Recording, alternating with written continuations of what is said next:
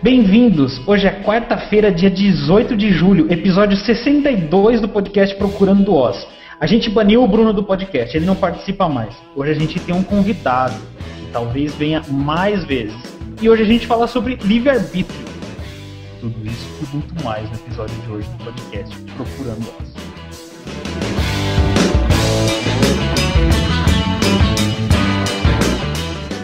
Boa noite, meus queridos. Eu estou aqui com meu querido colega Bunda. Ô, belezura.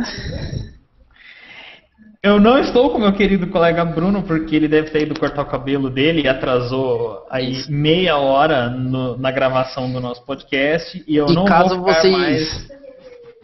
Caso vocês se lembrem, semana passada a gente ficou de cortá-lo, você lembra disso? É verdade, né? É verdade. Olha só, tudo deu certo. Semana passada a gente ficou com raiva do Bruno e falou que ia cortar ele da produção e assim fizemos. Então hoje a gente tem um novo co-host, que é o nosso querido colega Rafael, lá de Porto Alegre, ligando diretamente do covil dele para nos iluminar com sabedoria metropolitana de uma capital, já que nenhum de nós mora em capitais. Bem-vindo, senhor Rafael. Meu Rafael provavelmente vai ser uma visita frequente aqui do nosso podcast, se vocês não xingarem ele demais.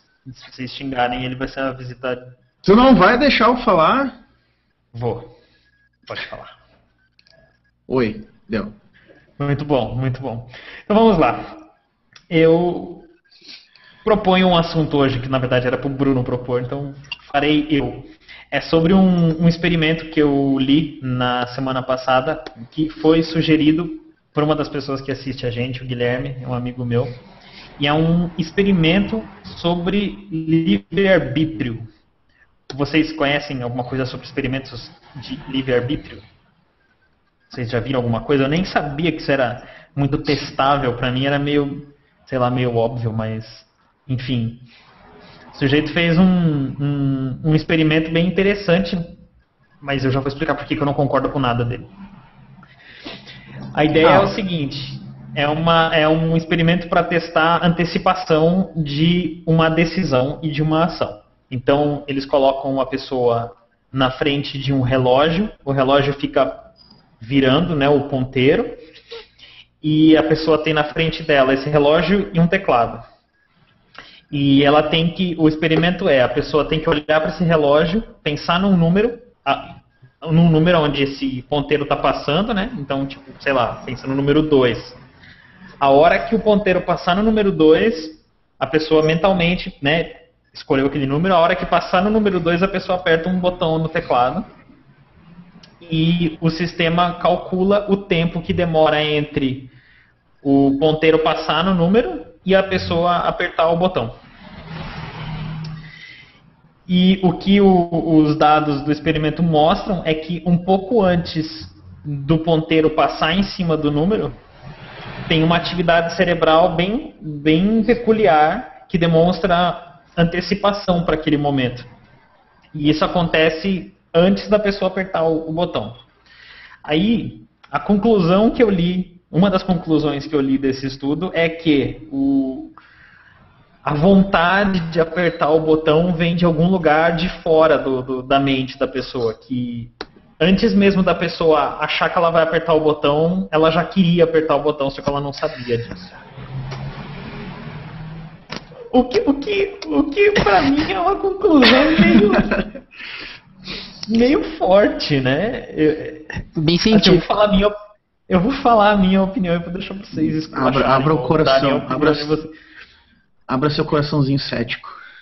Eu não entendi de verdade como que essa conclusão foi construída. Eu consigo imaginar várias razões para essa atividade cerebral acontecer e que não tem nada a ver com algo vir de fora da sua mente, né? Eu consigo imaginar que, sei lá, como o ponteiro está passando rápido ali em volta, né, no relógio, você está pensando, eu vou esperar passar no 2. Aí, antes de passar, o seu cérebro já está antecipando que aquele ponteiro está chegando lá e você está, tipo, né, crescendo a atividade para se preparar para apertar. Mesmo porque tem um delay, e você sabe que tem esse delay entre você querer fazer alguma coisa e apertar um botão, né? A gente não é instantâneo. Chama faniquito. Exato, é o efeito faniquito. Então achei assim, eu não acho que esse experimento prove ou desprove o livre-arbítrio. Eu acho que esse experimento absolutamente não conclui nada relacionado a livre-arbítrio, apenas a reflexo. Pois é, eu entendo assim que seria separar qualquer processo não consciente de uma decisão voluntária, assim, de, sei lá, entendeu? Não, mas de toda aquela parte abaixo da consciência, mas que te leva a um raciocínio e ainda assim uma tomada de decisão, o cara tá negando isso, tipo, a não ser que eu pense 100% no nível consciente, a decisão não é livre, não é algo, não sei, eu acho que tem um ruído aí nessa conclusão do cara. Olha, eu vou mais fundo. Eu acho que não tem nem ruído na conclusão. Eu acho que a própria metodologia já é furadaça, velho. Eu acho que é porco, né, cara? É muito porco. Eu acho que para escolher para estudar livre-arbítrio, cara, usar uma metodologia dessa de verificação, de apertar o botão na hora do ponteiro passar, eu acho que é um approach meio esquisito. Um é no mínimo bem porco, né? Cara, é o seguinte, posso citar a Bíblia? Pode, claro, pode. Aqui a gente está aberto a todo tipo de pseudociência. Não. A gente tinha o Bruno, velho.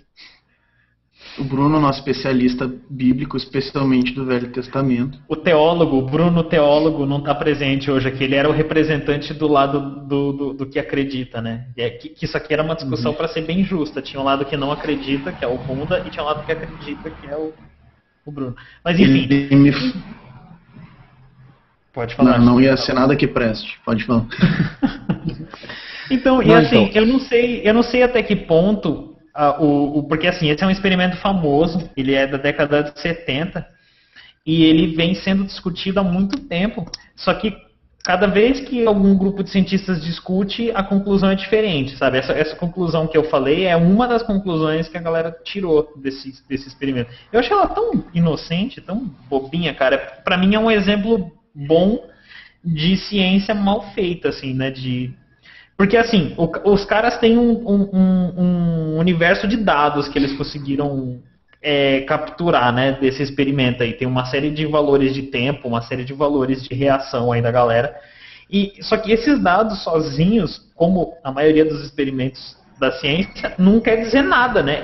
Os números ali não estão querendo dizer nada, eles não estão gritando na cara de ninguém o que eles representam. Então, rola um trabalho muito forte, que eu acho muito bonito, mas que tem que ser feito com muito cuidado. Rola um trabalho muito forte de interpretação desse número, e dependendo da agenda de quem está interpretando esses valores, você vai poder partir para o lado que você quiser, né? Então, o cara que quiser ver livre-arbítrio ou não livre-arbítrio, ele vai conseguir achar isso minerado aí no meio desses dados. O cara que quer ver reflexo ou, sei lá, tempo de resposta, vai ver reflexo ou tempo de resposta. Por isso que a etapa mais importante, na minha opinião, uma das etapas mais importantes do processo científico é definir bem o problema, né? É definir bem o experimento, o que eu vou fazer. Porque numa situação dessas...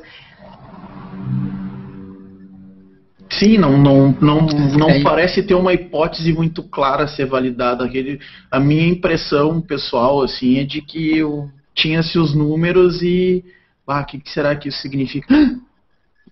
Vou dizer isso. Porque é o que dá, eu acho. Tipo... Isso aí, mano. O Bunda acabou de cair. Velho, eu vou falar um negócio, eu vou abrir isso aqui e não vou editar na hora que eu for publicar isso. O Rafael só trouxe azar pra esse podcast, cara. Tava tudo funcionando bem durante 61 episódios. No 62º, Rafael Tumé apareceu e derrubou todo mundo. Não, mas brincadeiras à parte. Eu gosto de trazer assuntos pra cá quando eles mostram boa ciência e quando eles mostram péssima ciência. Eu não sei se esse é exatamente um exemplo de péssima ciência. Eu posso estar falando muita merda e essa conclusão que a gente está falando aqui é tipo uma conclusãozinha secundária, né, do estudo. Mas daqui a pouco, sei lá, Carl Sagan manda uma mensagem por um médium e, e confirma o cara. E responde, ele estava certo, não existe livre-arbítrio. Manda uma foto abraçado no Kardec e no, sei lá quem mais. No Deepak aquele cara que botava faca no olho das pessoas lá em Teresina, sei lá onde, sem anestesia. Bunda, quem que era o cara que botava faca no olho das pessoas sem anestesia? Você que caiu e voltou agora. Meus dedos estão Pelo amor de Deus. Senhor. Como é que é o esquema aí? A gente tava aqui num brainstorm e aí a gente chegou naquele médico, aquele eu ia falar paramédico, mas paramédico é tipo os caras que salva, né, galera? Aquele cara que incorporava os médicos e fazia cirurgia sem anestesia. Dr. Fritz. E tal. Eu sei quem é o médico, é o Fritz, mas quem incorporava tem vários. É o Fritz, Dr. Fritz. O avatar do Fritz. Quem que é o avatar? Fica em aberto. A pergunta é quem é o avatar do Dr. Fritz? Tem vários? Eu não sabia disso. Pandora do Sertão. Tem várias pessoas. Velho, você tá ligado que o nome desse episódio vai ser Pandora do Sertão. Eu vou anotar aqui. Por favor, continue. Perfeito. Não, eu ia comentar a respeito da... Deixa eu botar o meu tagzinho aqui, lindão. Vai lá, pode falar, senhor Fábio. Não, então, eu ia comentar a respeito da metodologia, porque o livre-arbítrio trata-se da nossa capacidade de fazer escolhas que vão nos foder ou não, independente do que for, né? Eu sou livre para escolher o que eu quiser. O Rafa quis se relacionar com uma cabra, por exemplo. O senhor não expõe a minha vida pessoal, senhor. Com todo carinho, né? Na verdade, foi uma relação bonita. Sempre. Então, e esse experimento, cara, eu tô falando, eu não vejo uma coisa assim. Eu acho que poderiam ser feito alguma coisa para induzir as pessoas, sabe? Alguma coisa de indução, tipo com cartas ou com alguma coisa, para ver se a pessoa vai escolher aquilo que os outros estão escolhendo ou se ela vai pela coisa dela, sabe? Tipo, Maria vai com as outras ou não, alguma coisa mais voltada desse tipo. Deixa eu só fazer um parênteses. Sabe onde eu já vi esse método científico? Eu sei de onde o senhor Pedrúcio está se inspirando para citar boas práticas do... Eu também sei. Chama Tropas Estelares, dirigido por Paul Verhoeven. Quer saber mais? Cara, esse filme, eu vou interromper o que a gente está falando. Se você nunca assistiu Tropas Estelares, dá pause agora no podcast, sai da sua casa, aluga e vai assistir. E a hora que você acabar, você vem aqui dar play de novo. Eu vou dar 5 segundos para dar um delay nisso. É demais o filme, não é? Falei com você que acabou de assistir. Mas veja só o primeiro. Os outros 800 não são bons. Não, é só o primeiro. Então, eu já vi um experimento, eu não sei se era necessariamente testando isso, mas, na minha opinião, testa melhor essa hipótese, que é parecido com o que você falou da carta, só que era com imagens fortes e chocantes que apareciam aleatoriamente na tela para você, e ele media, o experimento media a sua reação física antes da imagem aparecer. Então, por exemplo, aparecia, sei lá, uma flor, beleza, de boa. Aparecia uma paisagem, beleza, de boa. Aí do nada, tipo, aparecia alguém baleado, assim.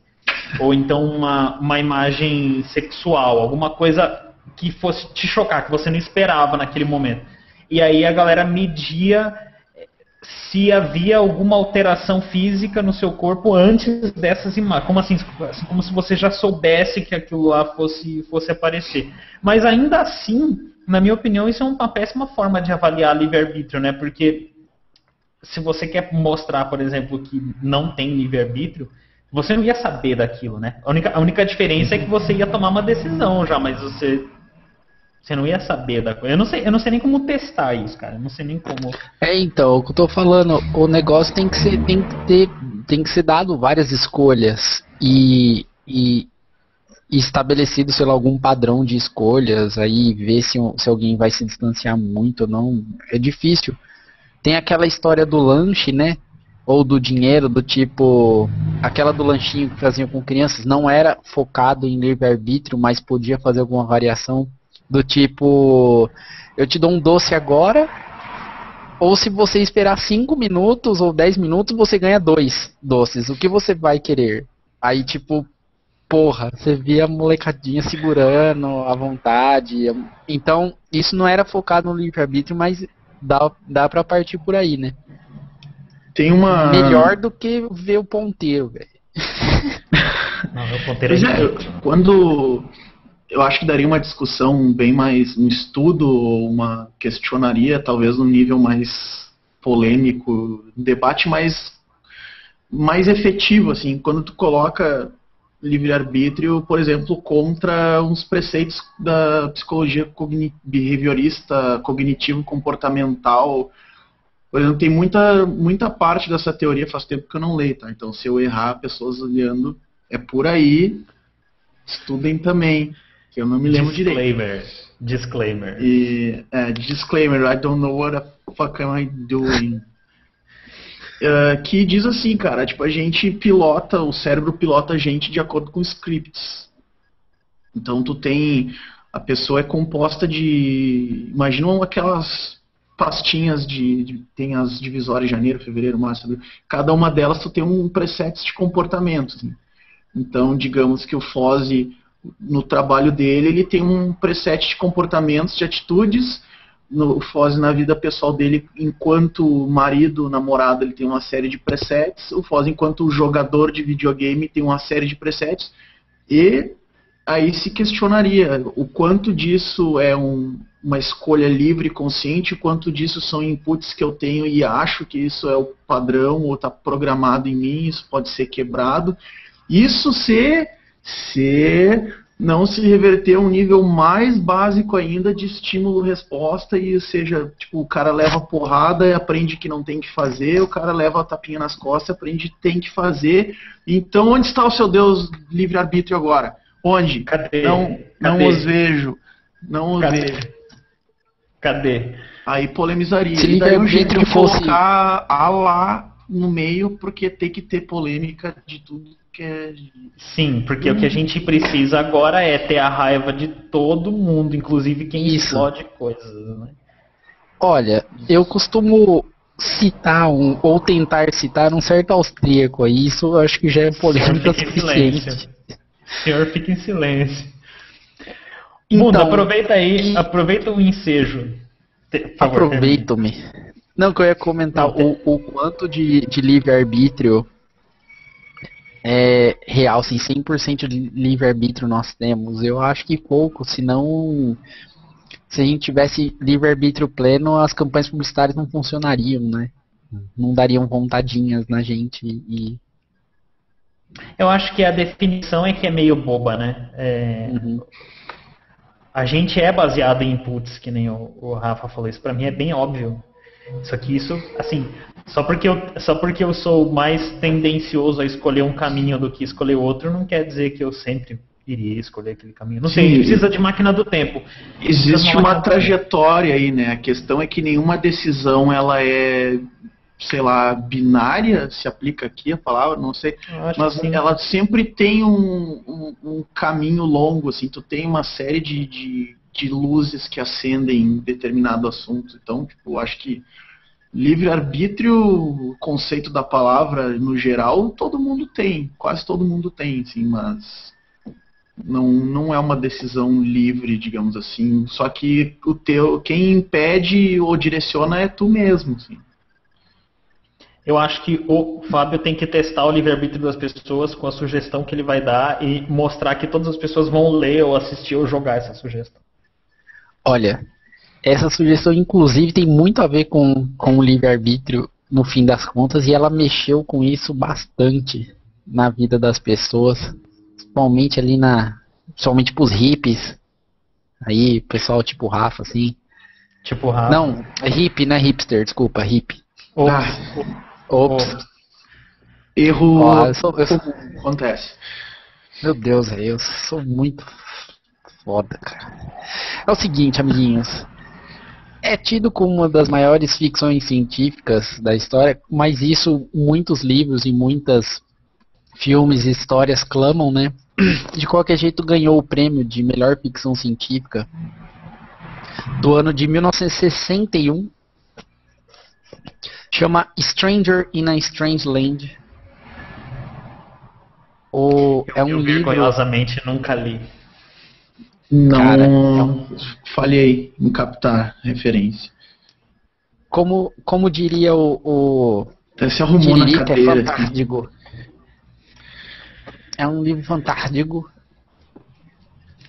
que foi reimpresso. Acho que desde quando ele foi lançado, ele não parou de ser reimpresso.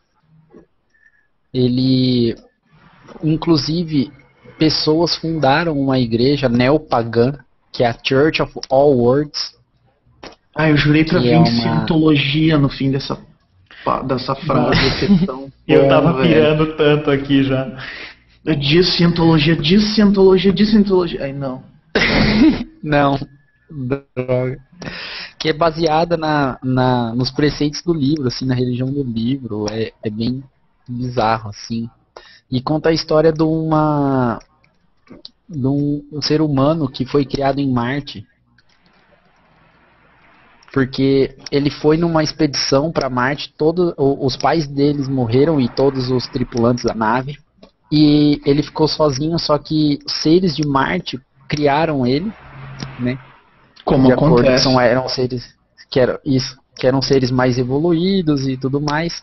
E a segunda expedição que foi para Marte encontrou ele lá, esse rapazinho, e decidiram levar ele para a Terra.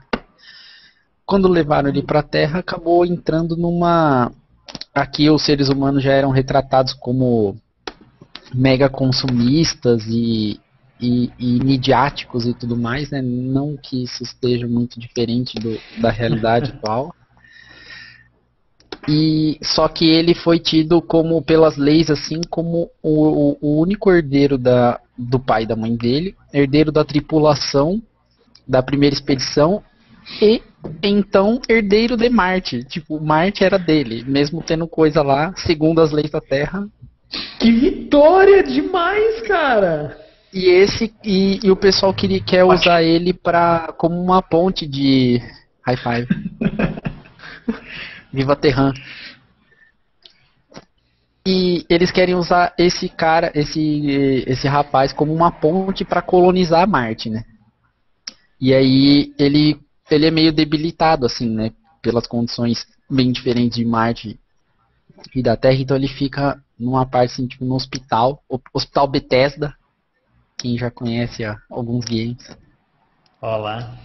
Então, e aí fica uma disputa de interesses, assim, a respeito desse carinha aí, porque afinal de contas o cara é o herdeiro, né? Então.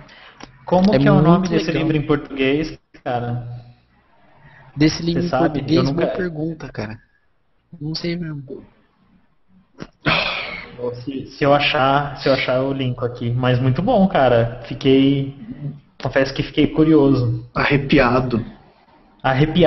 Algo mexeu comigo nessa história. É minha descendência marciana, minha linhagem marciana. Isso. Não, é estranho numa terra estranha. Justo. Um estranho numa terra estranha. Eu De vou 1961. aproveitar e vou emendar numa situação que não tem nada a ver com Marte, não tem nada a ver com livre-arbítrio e não tem nada a ver com ficção científica. Na verdade, é uma situação que eu não concordo. E não é do partido nazista e não é de nenhum austríaco também. É de um cara que Então não tem o que fazer aqui. Note do Goebbels citado por Hitler. Isso. Essa pessoa diz o seguinte: eu não sei se o Napoleão foi ou não foi por ali, e eu não me importo. Eu não sei muito de história e não dou a mínima por toda a história do mundo. Significa nada para mim. História é mais ou menos uma farsa, é tradição, e não queremos tradição. Queremos viver no presente, e a única história que vale a pena é a história que fazemos hoje. Henry Ford. Senhor Henry Ford, o senhor é um tremendo do canastrão, porque o senhor, se o senhor não conhecia história, o senhor não teria feito seu império. E eu digo mais. Henry Ford foi o primeiro estrangeiro a receber uma condecoração do bigodinho. Olha só, você vê, a gente chega lá, né? Não importa. A gente tenta fugir, mas a gente chega no Charlie Chaplin, né, cara? Não tem chega, como. é esse daí mesmo, era esse bigodinho. Porque ele era ele era antissemita ao extremo, e aí o outro bigodinho achou bacana e deu um prêmio pra ele. Charlie Chaplin. Gente, muito obrigado pela presença digna de vocês. O Bruno não é mais digno de participar do podcast, então se ele quiser voltar, eu vou fazer uma votação no Facebook. Se ele quiser voltar, ele vai ter que implorar. Muito bom, Rafa. Muito obrigado por me receberem. Desculpem as idiotices. Ah, não, a gente nunca fala idiotice. Foi diferente hoje. Como não há livre-arbítrio, isso estava codificado quimicamente no meu cerebelo. Isso ia acontecer de qualquer jeito. Gente, isso ia acontecer de qualquer jeito. A gente não tem livre-arbítrio, então já era. Boa noite, queridos. Muito obrigado. Valeu. Boa noite.